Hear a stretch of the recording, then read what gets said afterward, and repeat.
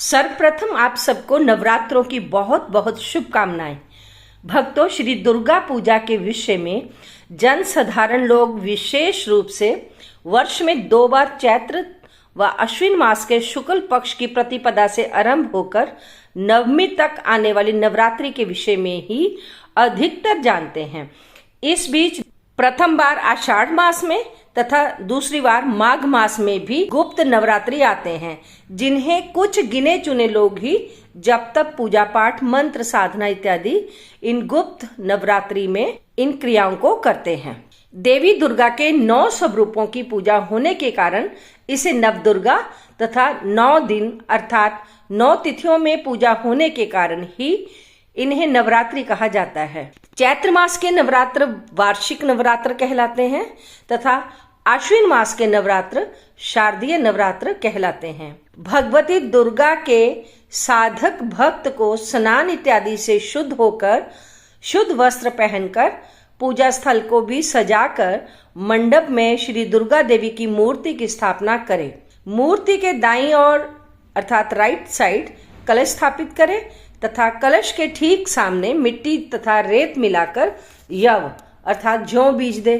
मंडप के पूर्वी कोण में दीपक की स्थापना करें। पूजन में सर्वप्रथम नवग्रह शांति मंत्र बोले। ओम ब्रह्म मुरारी त्रिपुरांतकारी भानु शशि भूमि सुतो बुधश्च गुरुश्च शुक्र शनि राहवे केतवे सर्वे ग्रहा शांति करा भवन्तु। नवग्रह का शांति मंत्र का जाप करके विघ्न विनाशक गणेश जी का पूजन करें तथा अन्य देवी देवताओं का भी पूजन करें। तत्पश्चात जगदम्बा का पूजन करना चाहिए। ओम दुम दुर्गाय नमः का जाप भी करें। इसमें लगने वाली सामग्री इस प्रकार होगी। आपको चाहिए जल, थोड़ा सा गंगा जल, दूध, दही, घी, शहद और शक्कर। इन 5 चीजों से मिला हुआ पंचामृत, रेशमी वस्त्र, उपवस्त्र, नारियल, चंदन, रोली, क्लावा, अक्षत अर्थात बिना टूटे हुए चावल, खुले फूल, फूलों की माला, एक बड़ी सी सुंदर सी जयमाला, धूप दीप नैवेद्य, ऋतु फल, पान सुपारी, लौंग, इलायची, आसन चौकी, पूजन पात्र, आरती तथा कलश इत्यादि तथा दक्षिणा रखी जाती है। ये तो है जन साधारण के लिए साधारण जो पूजा की जाती है। यदि आप इसकी विस्तृत पूजा की विधि जानना चाहते हैं तो आप कमेंट करिए, आपको नेक्स्ट वीडियो में उसकी जानकारी पूरी दूंगी। पाठ करते समय शरीर, वस्त्र और आसन शुद्ध होना चाहिए। यदि आसन ऊन का या कुशा का हो तो श्रेष्ठ होता है। इसके साथ ही हृदय भी शुद्ध और श्रद्धा से पूर्ण होना चाहिए। मन में किसी के भी प्रति बुरी भावना नहीं होनी चाहिए। दूसरों की निंदा, झूठ बोलना, कड़वी वाणी ना बोले। खान पान में भी नियम रखे, शुद्धता रखे और सात्विकता का भी ध्यान रखे। बासी, भारी, जूठा और दूसरों के घर का भोजन नहीं करना चाहिए। ब्रह्मचर्य का पालन करें। दिन में सोना और चारपाई पर सोना भी वर्जित है। काम, क्रोध, लोभ और मोह से भी बचना चाहिए। जगदम्बा भगवती चंडी माता जी की मूर्ति, चित्र या फिर पुस्तक, इसका विधि पूर्वक पूजन कर लें। इन्हें कुछ ऊंचे पूजा के स्थान पर ही स्थापित करें। यदि आप किसी कामना की पूर्ति के लिए पाठ करना चाहते हैं तो विधि विधान का फिर पालन करना बहुत जरूरी है। यदि आप निष्काम भाव से पाठ करना चाहते हैं तो उसके लिए विशेष विधि विधान की आवश्यकता नहीं होती। उसके लिए केवल आपकी शुद्ध भावना होनी चाहिए। आप बताएंगे कि किस पाठ से कौन सा फल मिलता है।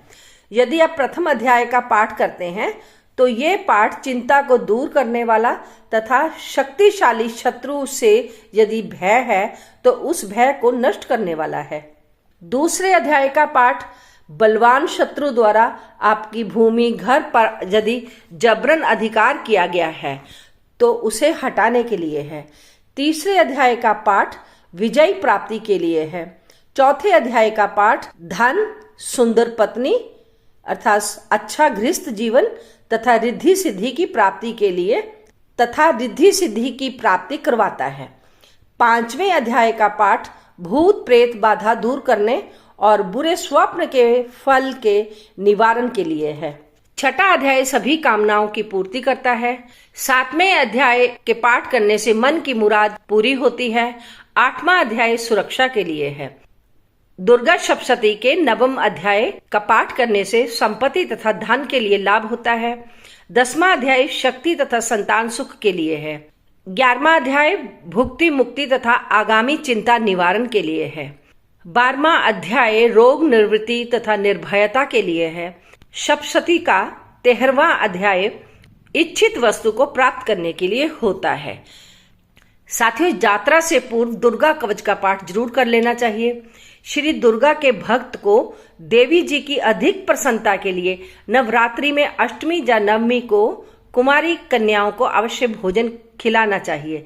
इन कुमारी कन्याओं की संख्या 9 हो तो अति उत्तम होगा, किंतु यदि शक्ति नहीं है या कई बार कन्याएं ही नहीं मिलती तो 2 ही सही। भोजन करने वाली कन्याएं 3 वर्ष से कम नहीं होनी चाहिए, ना ही 9 वर्ष से ऊपर हो। ध्यान रहे, कुमारी कन्याओं में कोई भी अधिक अंगों वाली ना हो, ना ही कम अंगों वाली हो, अर्थात हीनांगी या बहुअंगी, और वो कुरूप भी नहीं होनी चाहिए। इन सब कुमारियों के नमस्कार मंत्र इस प्रकार हैं। प्रथम कन्या के लिए कुमाराय नमः, दूसरी के लिए त्रिमूर्ताय नमः, तीसरी कन्या के लिए कल्याणाय नमः, चौथी के लिए रोहिण्ये नमः, 5वीं के लिए कालिकाय नमः, 6ठी के लिए चंडिकाय नमः, 7वीं के लिए शांभवे नमः, 8वीं के लिए दुर्गाय नमः और 9वीं के लिए सुभद्राय नमः। पूजन करने के बाद जब कुमारी देवियां भोजन कर लें तो उनसे आप अपने सिर पर अक्षत अवश्य छुड़वाएं और उन्हें दक्षिणा दे और आशीर्वाद प्राप्त करें। इस तरह करने से महामाया भगवती अत्यंत प्रसन्न होकर आपके सभी मनोरथ पूर्ण कर देती है। हे माँ जगदम्बे, आपकी कृपा सभी भक्तों पर बनी रहे। आपका आशीर्वाद हम सभी का भय, कष्ट और संकटों से बचाव करे। आपकी शक्ति हमारे मन, वचन और कर्म को शुद्ध करे और जो भी इस पाठ को सुने उसे आपके आशीर्वाद की प्राप्ति हो। प्रिय भक्तों, अब आप सुनेंगे माँ चंडी का दुर्गा सप्तश्लोकी का पाठ। भक्तों, दुर्गा सप्तशती का पाठ आरंभ करने से पूर्व सभी को सप्तश्लोकी दुर्गा का पाठ अवश्य सुनना चाहिए। ये 7 श्लोकों में कहा गया है। भगवान शिव ने देवी पार्वती जी से कहा है कि देवी, आप भक्तों को सर्व सुलभ हो और भक्तों के सर्व कार्यों को करने वाली भी हो।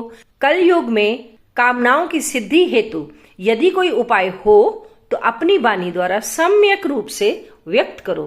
तब देवी ने कहा, हे देव, आपका मेरे ऊपर बहुत स्नेह है। कल युग में कामनाओं को सिद्ध करने वाला यो साधन है, वह बतलाऊंगी, सुनो। उसका नाम है अम्बा स्तुति। ओम इस दुर्गा सप्तश्लोकी स्तोत्र मंत्र के नारायण ऋषि हैं, अनुष्टुप छंद है। श्री महाकाली, महालक्ष्मी और महासरस्वती देवता है। श्री दुर्गा जी की प्रसन्नता के लिए सप्तश्लोकी दुर्गा पाठ में इसका विनियोग किया जाता है। भगवान विष्णु की योग निद्रा रूपी महामाया ने सारे जगत को मोहित कर रखा है। वही देवी भगवती ज्ञानियों के चित्त को भी बलपूर्वक खींचकर मोह में डाल दिया करती है। माँ दुर्गे आपका स्मरण करने पर आप सब प्राणियों का भय हर लेती है और स्वस्थ पुरुषों द्वारा चिंतन करने पर उन्हें परम कल्याणमयी बुद्धि प्रदान करती है। दुख, दरिद्रता और भय को हरने वाली देवी आपके सिवा दूसरा कौन है जिसका चित्त सबका उपकार करने के लिए सदा ही दयाद्र रहता हो। हे देवी, आप सभी मंगलों को देने वाली हैं, सभी कार्यों को सिद्ध करने वाली शिवा हैं। शरण में आए की रक्षा करने वाली 3 नेत्रों वाली गौरी आपको नमस्कार है। शरण में आए हुए दीन दुखियों की रक्षा में संलग्न सबके संकट निवारण करने वाली नारायणी देवी आपको नमस्कार है। हे सर्व स्वरूपे सर्वेश्वरी, सभी शक्तियों से संपन्न दुर्गे, हमारी भयों से रक्षा करें, आपको नमस्कार है। हे देवी, जब आप प्रसन्न होती हैं तो सभी रोगों को नष्ट कर देती हैं और क्रोध करने पर भी सभी कामनाएं नष्ट कर देती हैं। आपके सेवकों पर आपत्ति नहीं आती, वह तो दूसरों को भी आश्रय देते हैं। हे सर्वेश्वरी, आप सदा त्रिलोकी के संकट को दूर करके समस्त बाधाएं शांत कर इसी प्रकार हमारे शत्रुओं का नाश करती रहें। इस तरह से दुर्गा सप्तश्लोकी चंडी पाठ संपन्न हुआ। जय माता की, जय शिव शक्ति की। ओम नमः शिवाय।